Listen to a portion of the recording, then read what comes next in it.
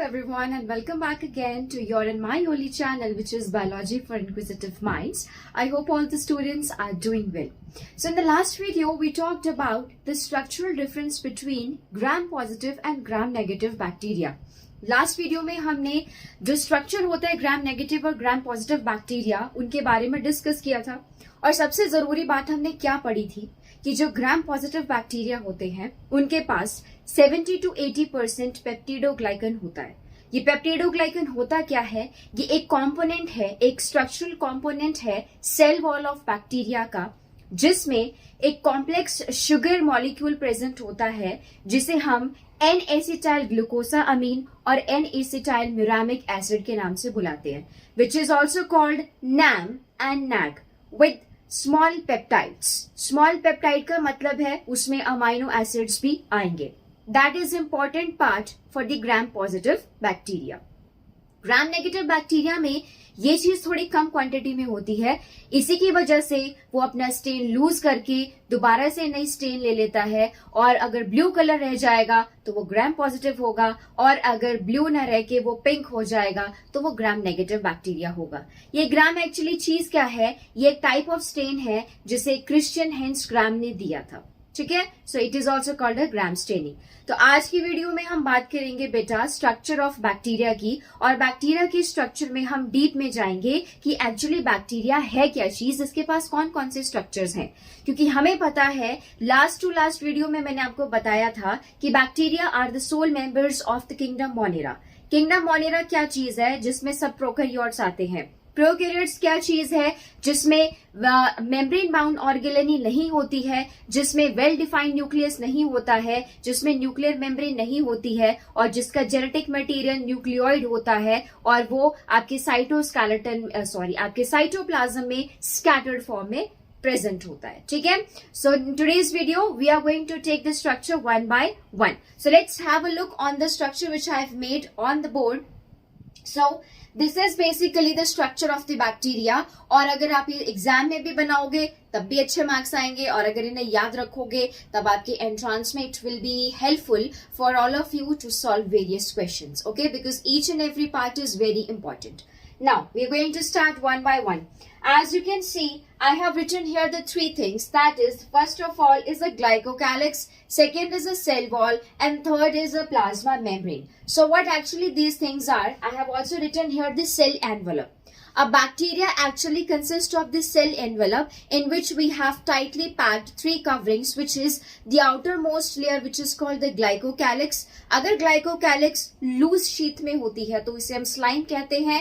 अगर glycocalyx tough और hard होती है तो हम इसे कैप्सूल कहते हैं। जरूरी नहीं है हर बैक्टीरिया के पास स्लाइम प्रेजेंट होगा, ये हो सकता है कि किसी बैक्टीरिया के पास सिर्फ ये कैप्सूल की फॉर्म में प्रेजेंट हो। ऑल्दो कैप्सूल का प्रेजेंस और एब्सेंस होना is not for the survival, but ये और भी क्या काम करता है इसके बारे में मैं आपको पॉइंट्स बताऊंगी, और वो पॉइंट्स आपको जानने के लिए बहुत जरूरी है। देन जब हमारे पास ग्लाइकोकैलिक्स होगा, जब हमारे पास सेल वॉल होगा, और जब प्लाज्मा मेम्ब्रेन होगी, हम इसे सेल एनवेलप के नाम से बुलाते हैं। ठीक है, और ये बैक्टीरिया का एक बहुत इंपॉर्टेंट पार्ट है। सबसे बाहर प्रेजेंट होता है, आप डायग्राम में देख सकते हो, ग्रीन कलर का ग्लाइकोकैलिक्स है, उसके बाद आती है ब्लैक कलर की सेल वॉल, सबसे अंदर होती है प्लाज्मा मेम्ब्रेन।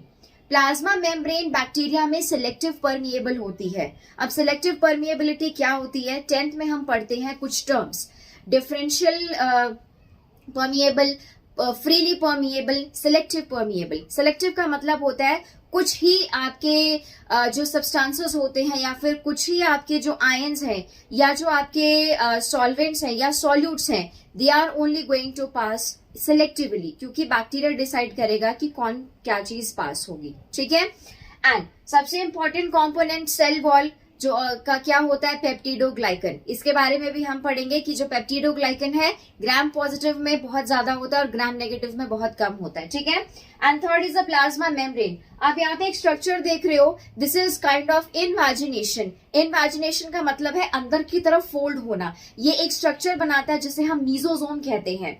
मीजोजोम एक्चुअली क्या काम करता है, जैसे यूकेरियोट्स में हमारा माइटोकॉन्ड्रिया रेस्पिरेटरी एंजाइम्स की फॉर्म से सेलुलर रेस्पिरेशन करता है, वैसे ही बैक्टीरिया में मीजोजोम रेस्पिरेशन का काम करता है। जब ये न्यूक्लियोइड के साथ अटैच होता है, as you can see in the diagram, जब न्यूक्लियोइड रेप्लिकेशन करेगा, दैट मीन्स जब बैक्टीरिया की फिजन होगी, क्योंकि बैक्टीरिया बाइनरी फिजन से अलग होता है। जब न्यूक्लियोइड डिवाइड होगा, मीजोजोम जो न्यूक्लियोइड के साथ अटैच है वो भी डिवाइड होगा और सेप्टा फॉर्मेशन करेगा। सेप्टा कुछ नहीं है, सेप्टा का मतलब है जब दो बैक्टीरियल डॉटर सेल्स आपस में आपकी ज्वाइंट होंगी, जो बीच में पोर्शन होता है उसे सेप्टा कहते हैं। जो सेप्टा बनेगा उसमें आपका अलग एक और मीजोजोम के साथ न्यूक्लियोइड आ जाएगा और दूसरी डॉटर सेल में न्यूक्लियोइड के साथ मीजोजोम आ जाएगा। ठीक है, सो मीजोजोम इज वेरी इंपॉर्टेंट। उसके बाद हम देखते हैं राइबोसोम। बैक्टीरिया में सबसे इंपॉर्टेंट जो राइबोसोम्स होते हैं वो हमारे 70S फॉर्म में होते हैं। एस का मतलब क्या है, आगे जब आप सेल यूनिट में आपको पढ़ाऊंगी मैं एस का मतलब बताऊंगी। It is a Svedberg unit. जब हम राइबोसोम को कोई यूनिट देते हैं, किसी नाम से बुलाते हैं, उस यूनिट को हम सेडवर्ग यूनिट कहते हैं। और वो बैक्टीरिया में 70S होती है, ये आपको याद रखना बहुत इंपॉर्टेंट है बच्चे।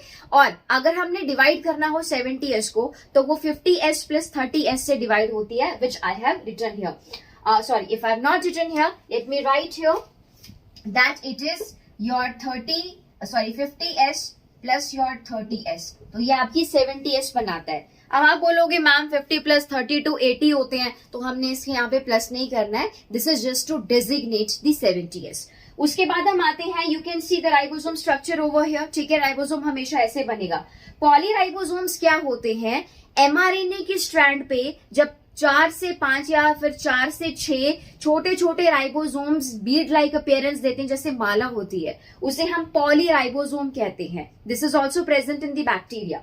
ग्रीन कलर का जो आप स्ट्रक्चर देख रहे हो, ये न्यूक्लियोइड है, which is the genetic material of the bacteria.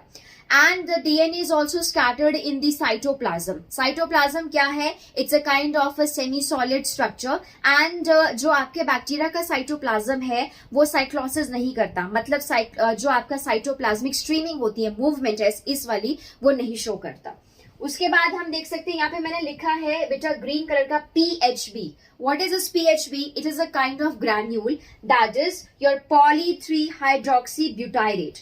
poly-3-hydroxybutyrate granules bacteria में क्यों प्रेजेंट होते हैं, ताकि वो उसका कार्बन या एनर्जी सोर्स प्रोवाइड कर सके। अगर कभी कभार बैक्टीरिया ऐसे एनवायरनमेंट में प्रेजेंट होता है जहां पे हमें एनर्जी और कार्बन नहीं मिलती है, वो PHB की मदद से वो अपना जो कोटा है एनर्जी का वो पूरा कर लेता है। Then you can see we have a glycogen granules because the reserve food in the bacteria is the glycogen, the blue color ones. This is a mesosome, the invaginated structure which is made up of the plasma membrane. Always remember, mesosome is formed by the invagination of the plasma membrane. You can see the black colored the strips or the string-like appearance. These are called the fimbriae. Sometimes the pillars are also the present. Pillars are helpful in the conjugation of the bacteria. Now what is this conjugation?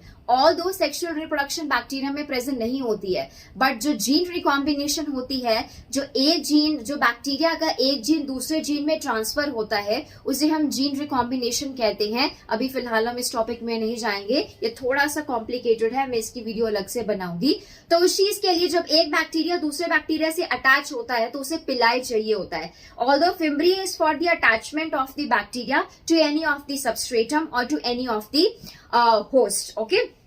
Then you can see the red color structure over here. This is called actually a flagellum. What is the function of the flagellum? It actually gives the movement, your motility to the bacteria. Bacteria कैसे चलता है? Flagellum की वजह से चलता है।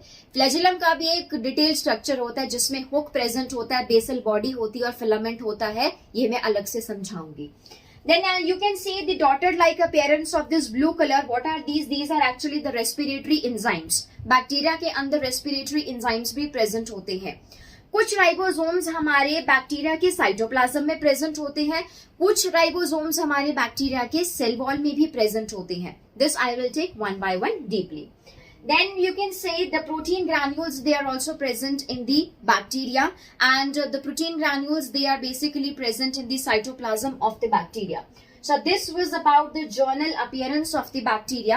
So and now we are going to take one by one the detailed structure. तो सबसे पहले हम start करेंगे आपके ग्लाइकोकैलिक्स से. तो मैम ने क्या बताया कि सबसे बाहर ग्लाइकोकैलिक्स आता है, उसके बाद सेल वॉल आता है, उसके बाद प्लाज्मा मेम्ब्रेन आता है. बहुत इजी है बैक्टीरिया को याद करना, कुछ भी टफ नहीं है, ठीक है. देन अब ये जो ग्लाइकोकैलिक्स होता है, ये बना किससे होता है? This is made up of your polysaccharides, ठीक है.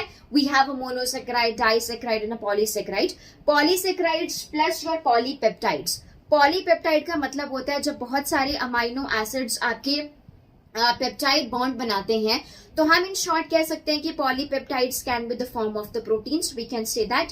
सो glycocalyx is made up of a polysaccharide और the polypeptides. Now the question is, when the glycocalyx is in the form of the loose sheath, it is known as a slime layer, and when it is hard and tough, it is known as a capsule. So what can be the different functions of the glycocalyx? Although it is not important for their survival, but what can be the other functions? So that can be, it actually gives a gummy or a sticky trait to the cell. Now what is a trait? Trait means a character. वो bacteria को एक gummy character देता है, एक sticky character देता है. Second, it protects it from bacteria from the desiccation. Desiccation का मतलब होता है जब आपके वाटर की कमी आ जाती है बैक्टीरिया को, तो बैक्टीरिया अनफेवरेबल कंडीशन में सर्वाइवल नहीं कर सकता है, और उस टाइम पे जब कभी बैक्टीरिया को अनफेवरेबल कंडीशन आती है तो वो एक एनसिस्टमेंट कर लेता है, वो सिस्ट बना लेता है. बट उससे पहले ये जो ग्लाइकोकैलिक्स है वो डेसिकेशन से बचाता है जब पानी की कमी हो जाती है. Then it also protects from the toxins. Toxins का मतलब है बैक्टीरिया के लिए भी टॉक्सिन्स होते हैं, ठीक है. जैसे कभी कभार we have the bacteriophages. The viruses which attacks the bacteria can also secrete some of the toxins which can kill the bacteria. It also prevent the host phagocyte to attach to the bacteria. Now what can be the host phagocyte? मान लो एक bacteria मुझ में enter कर रहा है, तो मैं host हूं और मेरे फेगोसाइट्स कौन होंगे? WBC. मेरे WBC अगर बैक्टीरिया के साथ अटैच हो गए तो फेगोसाइट्स क्या करते हैं? उसका काम होता है फेगोसाइटोसिस, मतलब एनगल्फमेंट, मतलब खा जाना. मेरे WBC एक्टिवेट हो जाएंगे, बैक्टीरिया के पास जाएंगे और वो उसे एनगल्फ करके खा जाएंगे. तो ग्लाइकोकैलिक्स उस चीज से भी बचाता है. Then it also holds the cell together. ये सभी सेल्स को इकट्ठा करके रखता है, क्योंकि ये सबसे बाहर प्रेजेंट है ग्लाइकोकैलिक्स, तो ये हर चीज को पकड़ के रखा हुआ है कि मेरे बैक्टीरिया के शरीर से कोई चीज बाहर नहीं जानी चाहिए unnecessary. Then it also stores chemicals for the virulence. Now what is this virulence? Virulence means to cause any defect, any disease, any kind of disease, that is a virulence. Means खतरनाक तरीके से वो जो आपके chemical spread होते हैं, क्योंकि bacteria के अंदर एंडोटॉक्सिन्स होते हैं. वो एंडोटॉक्सिन्स अगर ह्यूमन बॉडी के अंदर या फिर किसी एनिमल के अंदर चले जाते हैं, that causes actually the shock, the fever, the immunogenic responses, ठीक है. So this is basically the general structure of the bacteria, and in the next video I am going to talk about the cell wall and the plasma membrane, ठीक है. So thank you for watching this video.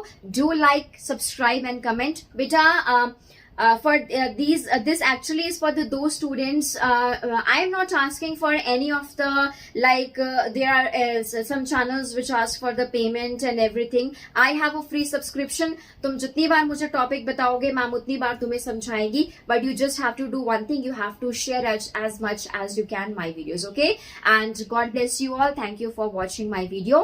Next video में stay tuned with me because we are going to talk about the cell wall of the bacteria. Thank you so much.